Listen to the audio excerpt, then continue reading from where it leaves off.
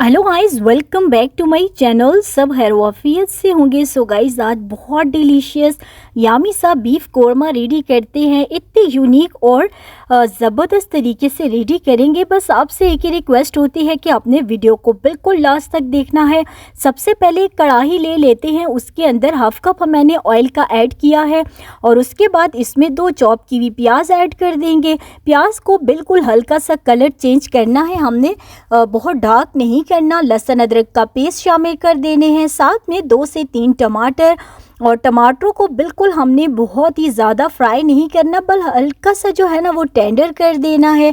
अब जी हम क्या करेंगे, इन सारी चीज़ों को निकाल कर एक छन्नी में डाल लेंगे और फिर इसके बाद इनका ज़बरदस्त सा प्यारा सा पेस्ट बना लेंगे। और गाइस उसके बाद हमने ऑयल को छान लेना है और उसके अंदर कुछ खड़े मसालाज ऐड करते हैं। बड़ी इलायची, दालचीनी की स्टिक्स, बादियान का फूल, ज़ीरा ऐड करते हैं, 2 से 3 सब्ज़ इलायचियाँ। और गोश्त को बहुत ही अच्छे तरीके से वॉश करके मैंने आधा किलो गोश्त लिया है और आधा किलो के हिसाब से ही सारी मेजरमेंट्स आपको बता रही हूँ। अब हमने गोश्त को बहुत ही ज़बरदस्त तरीके से फ्राई करना है जब तक कि गोश्त का प्यारा सा खूबसूरत सा कलर चेंज नहीं हो जाता। जैसे ही हमारे पास गोश्त का ज़बरदस्त सा कलर हमारे पास चेंज हो जाएगा तो अब हमने क्या करना है, देखिए कितना खूबसूरत सा और ज़बरदस्त सा हमारे पास ये रेडी हो रहा है।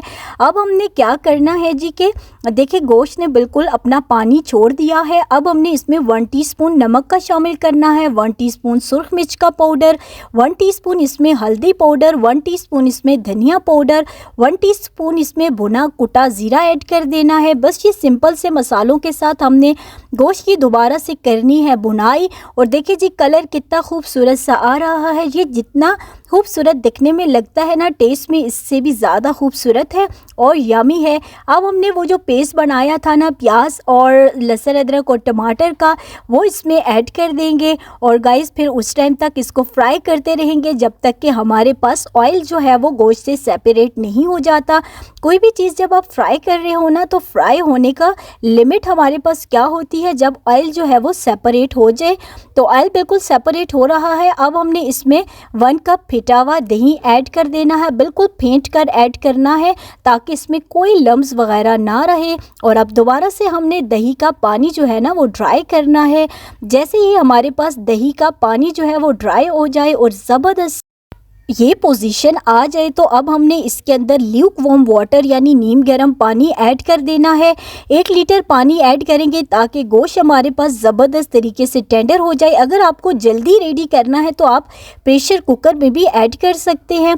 और अब क्या करते हैं, हमने बिल्कुल 20 मिनट के बाद जी कवर हटा कर देखते हैं कि गोश्त की क्या पोजीशन है। पानी तो मोस्टली इसमें से ड्राई हो चुका है और जी गोश्त चेक करते हैं कि टेंडर हुआ कि नहीं।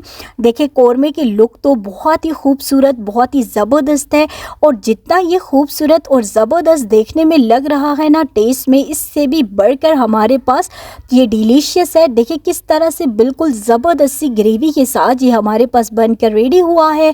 गोश्त देखिए बिल्कुल बहुत अच्छे से टेंडर हो चुका है। हरी मिर्चें इसमें ऐड कर देते हैं और गाइस ज़बरदस्त सा ये आपका बीफ कोरमा बनकर रेडी हो चुका है। अगर इस टाइम तक आपको मेरी वीडियो ज़रा सी भी अच्छी लगी हो तो वीडियो को लाइक करें, शेयर करें एंड अपने फिल्म किचन को सब्सक्राइब करना बिल्कुल मत भूला करें फॉर मज़े की टिप्स एंड ट्रिक्स के लिए।